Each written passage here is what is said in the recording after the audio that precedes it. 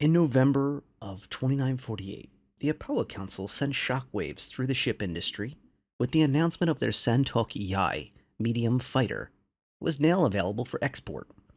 This decision took the human civilization and specifically military authorities by surprise, undercutting years of effort to learn more about this Xi'an's notoriously secret aerospace program. While it is not possible for a human publication to properly catalog the Xi'an medium fighter development due to the limited amount of information available, it is possible to track the United Empire of Earth's efforts to gather their own intelligence on spacecraft and its predecessors.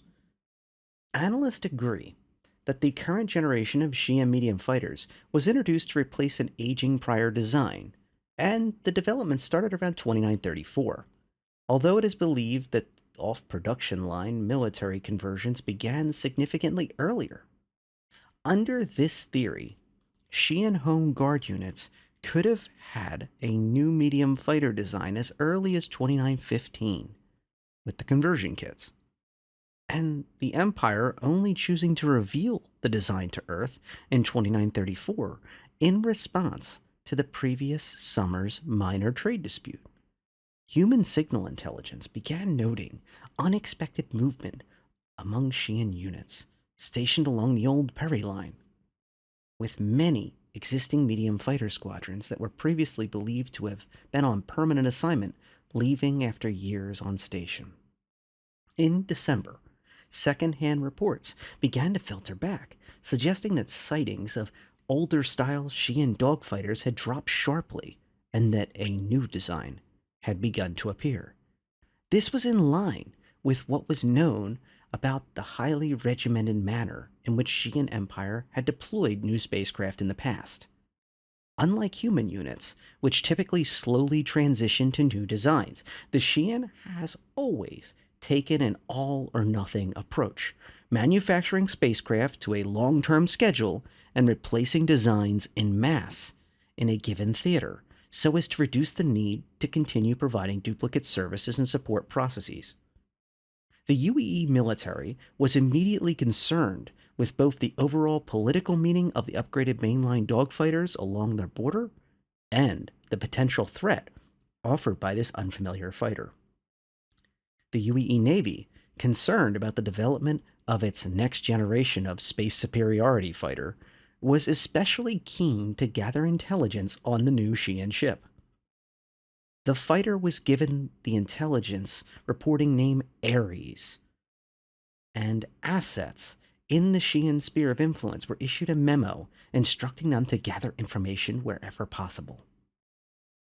The first reliable military accounts of the Xi'an medium fighter in service came in 2937, when a Hornet on a training mission came within scanner range of a group of 6 on patrol. Information gathered in this encounter regarding the speed and maneuverability of the medium fighter confirmed existing theories that it operated an upgraded version of the dual vectoring maneuvering thrusters found on the earlier Cartouche Owl. In April 2938, a remote sensing outpost recorded a pair of Xi'an medium fighters coming to the rescue of a transport besieged by raiders outside of visual range. The sensor recordings confirm secondhand reports about the improved dual thrusters array, and, most importantly, spectrum analysis revealed for the first time that the ship's centerline energy weapon was a model of laser repeater not yet encountered. Additional encounters with the Xi'an military fighter were recorded throughout the late 2930s, each providing small clues as to its overall capabilities, with other unspecified intelligence assets filling out the picture. Recently declassified military reviews from this period believe that the ship was a rough parody with the F-7A Hornet, or the civilian model Super Hornet. In 2941, the military had their closest encounter to date with this enigmatic dogfighter. On the morning of September 24, a manned reconnaissance outpost in the Yaimon Hadar system, as we know it, detected a major explosion, which was quickly traced back to the orbit of one of the system's dwarf planets. Sensors indicated that a debris field had formed at the site of an explosion, with metallurgical analysis revealing that it most likely consisted of metals processed from the Xi'an. Confused by these results, further operations were remarked on and revealed that in addition to the debris field, now believed to have originated from that large explosion aboard an even larger Xi'an packet ship, there were 4 tracks on the snowy planet itself, consisted with soft landing by fighter-sized ships. The outpost crew concluded that an accident aboard a Xi'an transport had stranded several short-range escort fighters, forcing them to crash land on the planet as onboard oxygen supplies diminished. The planet in question was particularly distant from both human and Xi'an settlements. No distress call had been received from the packet ship or her escorts. Analysts suggested that even if Xi'an authorities knew of the rough locations of the crash, it would take some time for the ships to be declared overdue and for a capable rescue party to be deployed.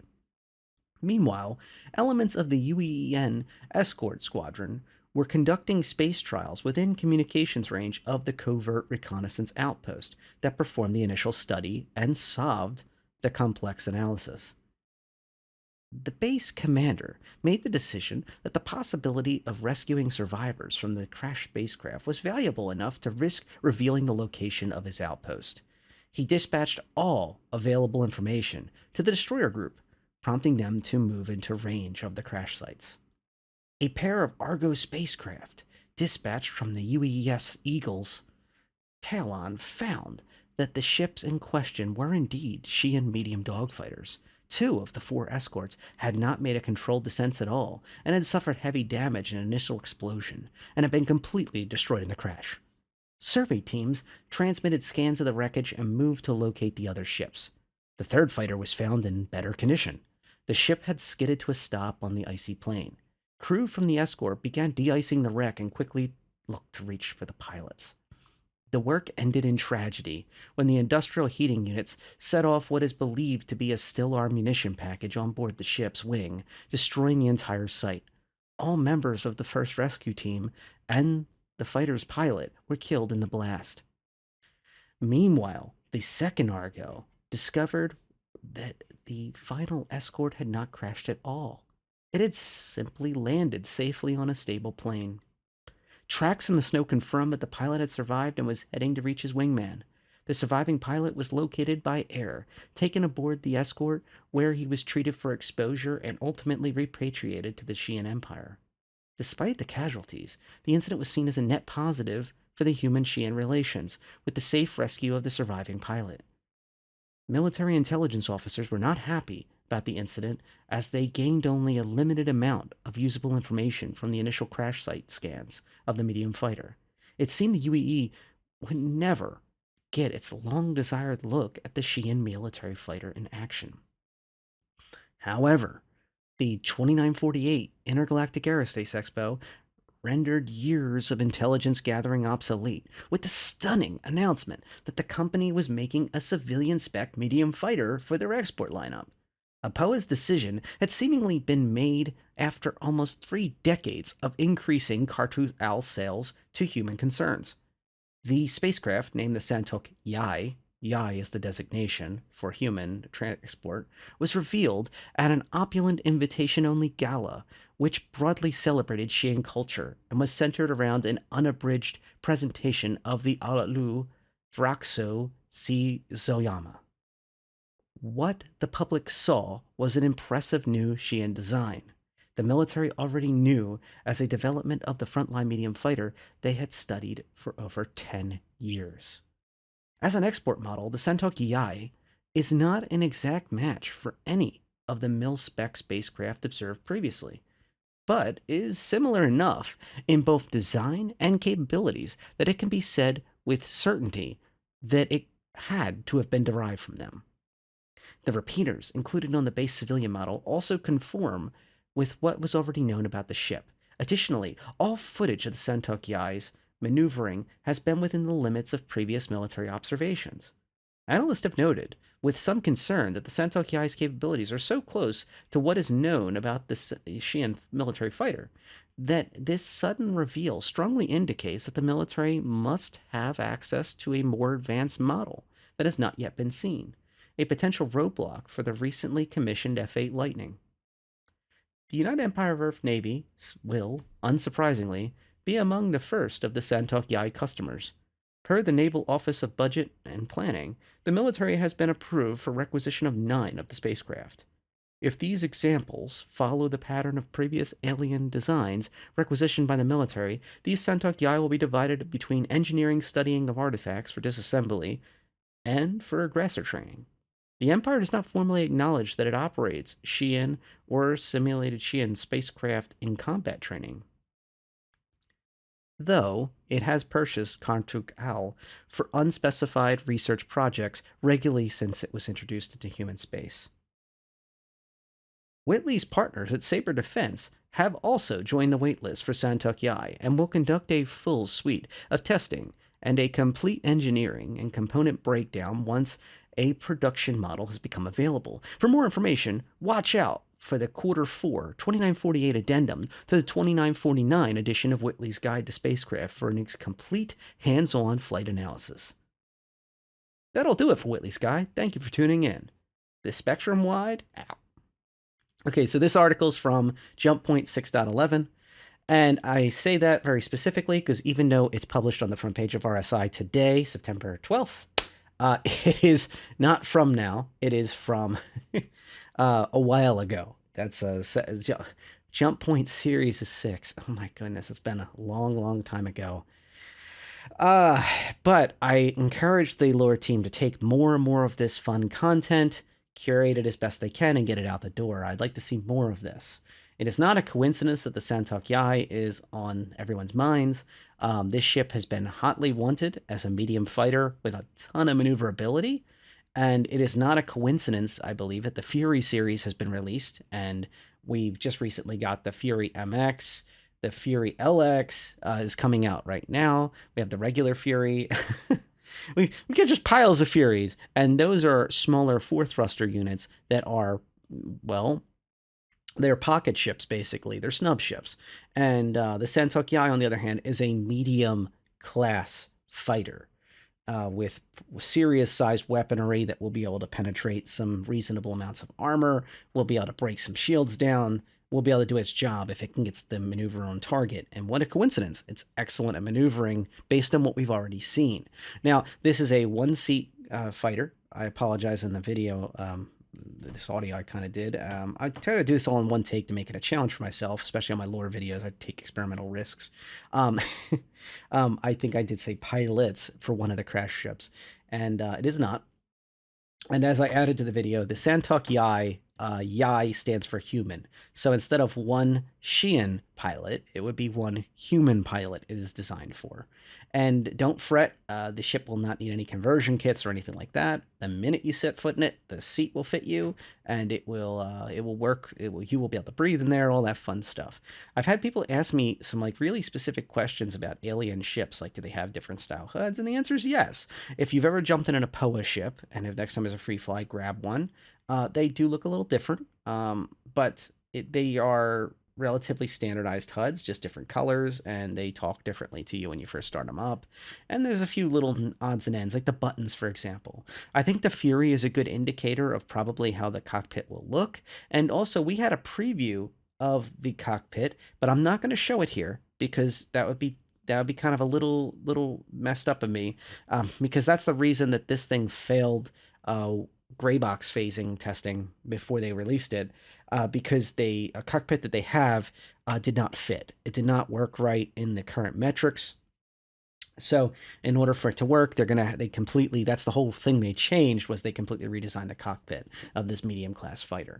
But what to expect is a single seat, and to expect a very small, basically area to spend time in, an insanely good maneuverability, and most fun of all, good VTOL characteristics, where you can turn the entire thrusters downwards and simply fly this thing around and be able to have very good edge geometry for VTOL and atmospheric work. I also in space, of course, it'll be good too. Now, that all being said, it is not going to be the be all end all of any type of vehicle. For starters, it's very large for a medium class fighter. It's almost in comparison to like a Vanguard, and it's only a single seat fighter, and it does not pack as much equipment, especially redundancy equipment, as something like a Vanguard, for example, that I would put it in the same classification as. Uh, I would almost put it in the same size of a Scorpius or something like that. And once again, that's a two-seater ship that has a lot of damage or has EMPs and nets and stuff. If you had the Antares version, where this is focusing on its maneuverability, where it's very maneuverable for how big it is, but it's still a big target. And I would be shocked if this thing has good EM and IR signature. I think its signature is going to be very large because it has these giant exposed thrusters that are spinning around in all directions, particularly the IR, which is your heat signature. So I think it will be able to be spotted and weapon locked at pretty reasonable ranges. But remember, you do have that maneuverability to work with, so you might be able to spin around and spin to win and run or close the distance and start rounding someone, not allowing them, especially in a bigger ship, to really be able to lock onto you long enough to get a missile off or a pile of missiles or something. I think that's kind of the game for this ship, but we'll see. I'm not the best dogfighter in the world, and this is a lore video. So I'm just trying to throw that in there because what I end up doing is I release, especially a lore video about a vehicle or about a ship, and I get a lot of specific technical questions and speculation questions about, like, what do you think we'll do? And my only reaction is, well, based on what we've seen in the past, based on what the lore is saying it should be, based on what the ship design teams talked about when we saw the preview for this ship, here's what it should be. And what it actually ends up being may be two different things. But that's kind of where my head's at. Uh, Once again, thank you for sticking around for this lore video. If you like these, please like, comment, subscribe, all that fun stuff. I try my best to keep up with them. I know I haven't done a lore video in a little bit, and this is probably one of my readings. And especially the alien ones, I bat for the fences. I apologize for my mispronunciation. I guarantee it at that gala. Um, it's mentioned about two-thirds of the way through. But other than that, I think I did okay. I also find it funny that this older jump point talks about the codename reporting being Ares, which is not a good idea considering the human ship that we think of as the Ares. It reminds me a little bit as the Vanguard Liberator versus the Liberator. It's like sometimes the names overlap. I will mention that in the text post from the Whitley's Guide that we just went through, it is all in capitals. Probably one of the smarter things to do when you're rolling these from a jump point that's from years ago is put it in, but put dots and then come up with what that Ares words stand for. So augmented reality evaluation, systems program of the UEE Navy or something like that would probably be smart. Come up with some sciencey words, throw it together, preferably as much about Star Citizen lore as possible, keeping it in lore. Spending that extra 10 minutes, kind of doing a quick rundown, probably during something else. And once again, if you have these and you keep curating more and more of these ahead of time, you have that time where you can evaluate them and just throw them all together. Okay, on this one, it looks good. Just send it, on this, set this on Monday, set this one on Wednesday, set this one on Friday, and then you'd be able to start setting a schedule and planning these out. Troublemakers kind of get pushed back a bit and then go, okay, next time we have a meeting, we'll go through 5 or 6 of these and just knock them out in 15, 20-minute meeting. What does this stand for? What does that stand for? How does this pronounced? How is this supposed to be sent? And kind of update these at least a little bit so they're always relevant. I think evergreen content is one of those things that we always seek. It's like the grail. Yeah.